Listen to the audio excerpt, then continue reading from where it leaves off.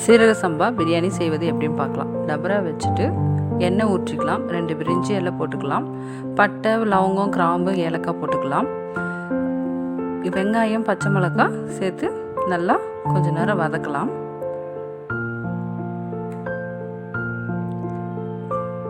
பொன்னிறமாக வதக்கிற வரைக்கும் நம்ம வெயிட் பண்ணலாம். இது கூட நம்ம கொஞ்சம் பட்டரும் சேர்த்து அதையும் சேர்த்து வதக்கிக்கலாம்.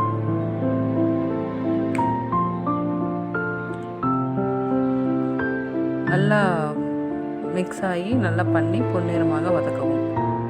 தக்காளியும் சேர்த்துக்கலாம். தக்காளி, வெங்காயம், பட்டை, கிராம்பு, பட்டர் இது எல்லாமே நம்ம இப்போ மிக்ஸ் பண்ணிவிட்டு உப்பும் சேர்த்து போட்டு அதோடு சேர்த்து நல்லா பஞ்சு போல் நம்ம வதங்குற வரைக்கும் கொஞ்சம் வெயிட் பண்ணலாம்.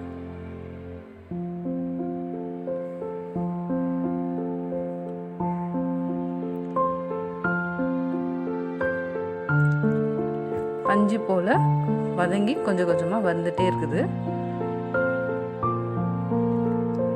பஞ்சு போல் வதங்கிடுச்சு பாருங்கள், நல்லா இருக்குது. இதோட நம்ம இஞ்சி பூண்டு விழுது அரைச்சி வச்சுருக்கோம், அதையும் மிக்ஸ் பண்ணிக்கலாம்.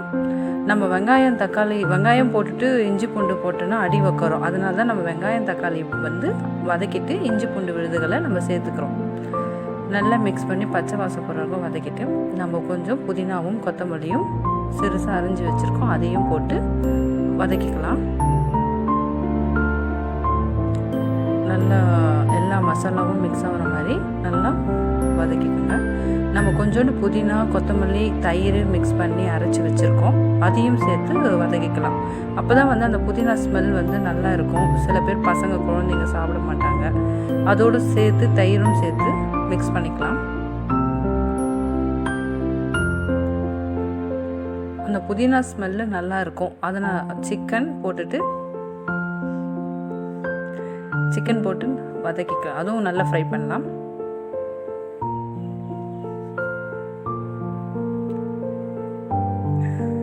நல்லா ஃப்ரை ஆகினோன்னே இதுக்கு தேவையான அளவு மிளகாய்த்தூள் சேர்த்துக்கலாம்.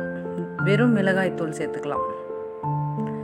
இப்போ நம்ம எல்லாம் போட்ட மசாலா, மிளகாய்த்தூள், சிக்கன் நல்லா போட்டு நல்லா ஃப்ரை பண்ணி எடுத்துக்கலாம். அது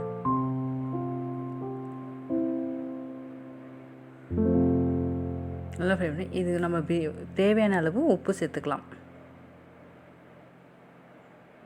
இப்போ எல்லாம் ஒன் டைம் நல்லா மிக்ஸ் பண்ணிக்கலாம்.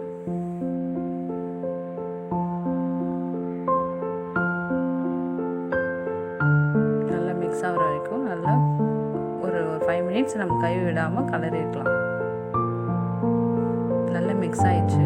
இதுக்கு தேவையான சீரக சம்பா அது எந்த அளவு நம்ம எடுக்கிறோமோ அந்த அளவுலேருந்து 1ன்னா 1.5 தான் நம்ம தண்ணி வைக்கணும். தண்ணி ஊற்றி நல்லா மிக்ஸ் பண்ணிவிட்டு நம்ம காரம், உப்பு, புளிப்பு எல்லாம் பார்த்துக்கலாம்.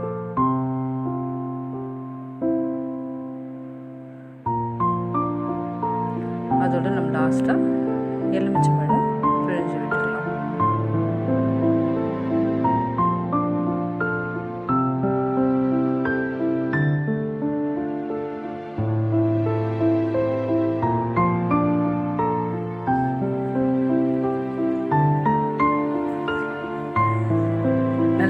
கொதி வரட்டும், அது வரைக்கும் நம்ம வெயிட் பண்ணலாம். சிக்கன் நல்லா வெந்திருக்குது. இப்போ நம்ம அரிசி போட்டுக்கலாம்.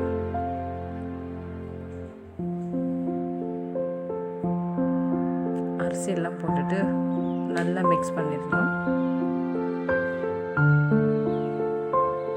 நம்ம உப்பு காரம்லாம் இருக்குதாங்க ஃபைனலாக ஒன் டைம் செக் பண்ணிக்கலாம்.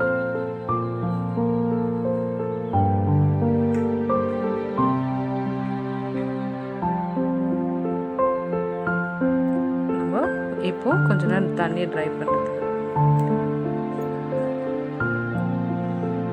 இப்போ நம்ம தம் போடுறதுக்காக தண்ணி எல்லாம் ட்ரை ஆகிடுச்சு. இப்போ நம்ம அடுப்பு ஸ்லோ பண்ணிவிட்டு தம் போடுறோம். அதுக்கு மேலே கொஞ்சம் நெய் விட்டுக்கலாம். நம்ம தம் போடுறதுக்கு வாழை இலை வச்சு நம்ம தம் போடுறோம்.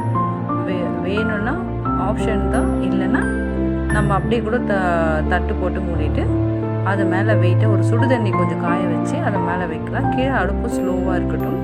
ஒரு 1/2 hour தம் போட்டு வைக்கலாம். 1/2 hour ஆகி விட்டது. நம்ம பிரியாணி பிரியாணி எப்படி வந்திருக்குன்னு பார்க்கலாம். சூப்பராக வந்திருக்குதுங்க.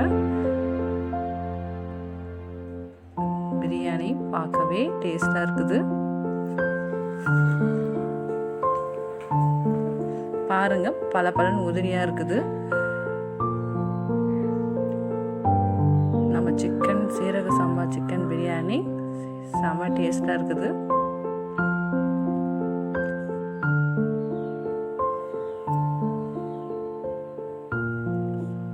அருமையாக வந்திருக்குதுங்க. பலன்னு சூப்பராக இருக்குது.